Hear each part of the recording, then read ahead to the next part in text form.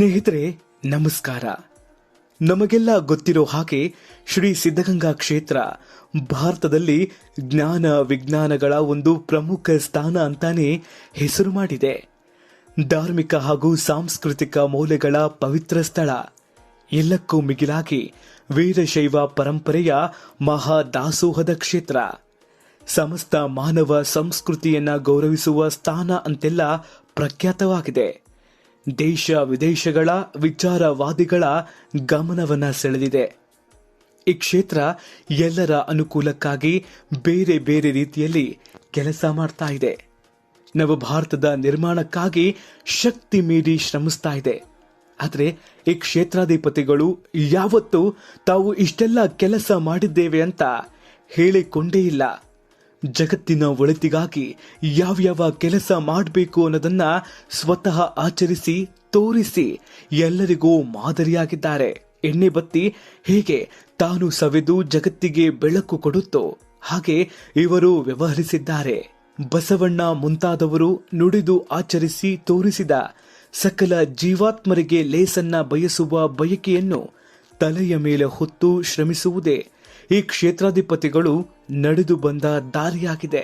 ಇದರ ಫಲವಾಗಿ ಸರ್ವೇ ಜನಃ ಸುಖಿನೋ ಭವಂತು ಎಂಬ ಪ್ರಾಚೀನ ಭಾರತೀಯ ಉಕ್ತಿ ಈ ಕ್ಷೇತ್ರದಲ್ಲಿ ಕಾರ್ಯರೂಪಕ್ಕೆ ಬಂದಿದೆ.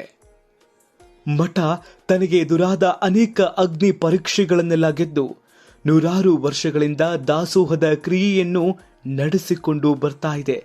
1930ನೇ ಇಸವಿಯಿಂದ ಶ್ರೀ ಮಧುದ್ದಾನ ಶಿವಯೋಗಿ ಅವರ ಕರಕಂಜ ಸಂಜಾತರಾಗಿ ಶ್ರೀ ಶಿವಕುಮಾರ ಮಹಾಸ್ವಾಮಿಗಳು ಕ್ಷೇತ್ರಾಧ್ಯಕ್ಷರಾದ ಮೇಲಂತೂ ಈ ಕ್ಷೇತ್ರದ ದಾಸೋಹದ ಕ್ರಿಯೆಯನ್ನು ನ ಭೂತೋ ನ ಭವಿಷ್ಯತಿ ಎನ್ನುವಂತೆ ಮಾಡಿದ್ದಾರೆ. ಸರ್ವ ಜನಾಂಗದ ಆತಿಥ್ಯದ ಇನ್ನೊಂದು ಹೆಸರೇ ಶ್ರೀ ಸಿದ್ಧಗಂಗಾ ಕ್ಷೇತ್ರ. ಶ್ರೀ ಶಿವಕುಮಾರ ಸ್ವಾಮಿಗಳು ದೀನ ದಲಿತರ ಉದ್ಧಾರಕ್ಕೆ ಶ್ರಮಿಸಿದ್ದಾರೆ. ಜೀವನದ ಅನೇಕ ಕಷ್ಟದಲ್ಲಿ ನೊಂದು ಬೆಂದು ಆಶಾ ಜ್ಯೋತಿಯನ್ನೇ ನಂದಿಸಿಕೊಂಡವರನ್ನು ಸಂತೈಸಿ ಅವರಲ್ಲಿ ನೂತನ ಆಶಯದ ಜ್ಯೋತಿಯನ್ನ ಬೆಳಗಿಸಿದ್ದಾರೆ. ಲಕ್ಷಾಂತರ ಬಡಮಕ್ಕಳ ಪೋಷಣೆಯ ಭಾರ ಹೊತ್ತು ಪೋಷಿಸಿ ವಿದ್ಯಾಬುದ್ಧಿ ಕಲಿಸಿ ಜೀವನದಲ್ಲಿ ತಲೆಗೆತ್ತಿ ಬಾಳುವ ಮಾರ್ಗ ತೋರಿಸಿದ್ದಾರೆ. ಅನಾಥರಿಗೆ ಅನ್ನ ಕೊಟ್ಟು ಸಂತುಷ್ಟಿಗೊಳಿಸಿದ್ದಾರೆ.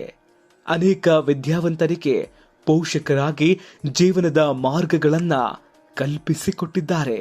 ನೂರಾರು ಮಠಮಾನ್ಯಗಳ ವಟುಗಳಿಗೆ ಧರ್ಮ ನೀತಿ ಸಂಹಿತೆಯ ಮತ್ತು ಕ್ರಿಯಾಚಾರದ ಆಚಾರ ಪುರುಷರಾಗಿದ್ದಾರೆ. ತಮ್ಮ ಸತ್ಯಭರಿತ ಉಪದೇಶಗಳಿಂದ ಲೋಕದ ಅಸಂಖ್ಯಾತ ಜನಗಳಿಗೆ ಮಾರ್ಗದರ್ಶನ ಮಾಡಿದ್ದಾರೆ. ಪ್ರವಚನ ಪಟುಗಳಾಗಿ ಪುರಾಣ ಪ್ರವಚನ ನೀಡಿದ್ದಾರೆ. ಉಪಾಧ್ಯಾಯರಾಗಿ ವಿದ್ಯಾರ್ಥಿಗಳಿಗೆ ಪಾಠ ಪ್ರವಚನ ನೀಡಿದ್ದಾರೆ. ಕೃಷಿ ಮಾಡಿ ದುಡಿದು ಸಂಪಾದಿಸಿ ತೋರಿಸಿ ಲೋಕಕ್ಕೆ ಮಾದರಿಯಾಗಿದ್ದಾರೆ. ವೀರ ವಿರಕ್ತ ಧರ್ಮವನ್ನ ಸ್ವೀಕರಿಸಿ ಲೋಕಕ್ಕೆ ಏನೇನೋ ಮಾರ್ಗದರ್ಶನ ಮಾಡಬೇಕು ಅದೆಲ್ಲವನ್ನ ಶ್ರದ್ಧಾ ಭಕ್ತಿ ವಿಶ್ವಾಸದಿಂದ ಮಾಡಿ ಮುಗಿಸಿದ್ದಾರೆ. ಒಟ್ಟಿನಲ್ಲಿ ಸತ್ಯಭೂಯಿಷ್ಠವಾದ ಶ್ರೀ ಸಿದ್ಧಗಂಗಾ ಪುಣ್ಯಕ್ಷೇತ್ರ ಮಧ್ಯದಲ್ಲಿ ಬೆಳೆದು ಲೋಕದುದ್ದಕ್ಕೂ ರೆಂಬೆ ಕೊಂಬೆಗಳನ್ನ ಚಾಚಿ ನಿಂತ ಮಹಾವೃಕ್ಷವಾಗಿದೆ.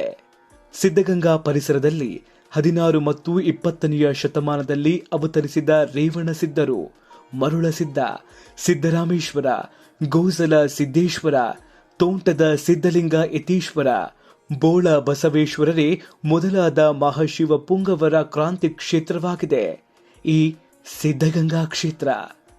ಕ್ರಿಸ್ತಶಕ ಸುಮಾರು 1860ರ ಹೊತ್ತಿನಲ್ಲಿ ಜನಿಸಿ ನಂತರ ಸಿದ್ಧಗಂಗಾ ಕ್ಷೇತ್ರಾಧಿಪತಿಗಳಾಗಿ ಅನೇಕ ಪರಂಪರೆಗಳನ್ನ ಮೆರೆದು ಸಿದ್ಧಗಂಗಾ ಪುಣ್ಯಭೂಮಿಯಲ್ಲಿ ಸರ್ವ ಲೋಕೋಪಕಾರದ ಜ್ಞಾನ ವಿಜ್ಞಾನ ಧರ್ಮ ಸಂಸ್ಕೃತಿಯ ಬೆಳವಣಿಗೆಗೆ ಕಾರಣಿ ಪುರುಷರೆನಿಸಿದವರು ಲಿಂಗೈಕ್ಯ ಶ್ರೀಮದ್ ಉದ್ದ ಶಿವಯೋಗಿಗಳು.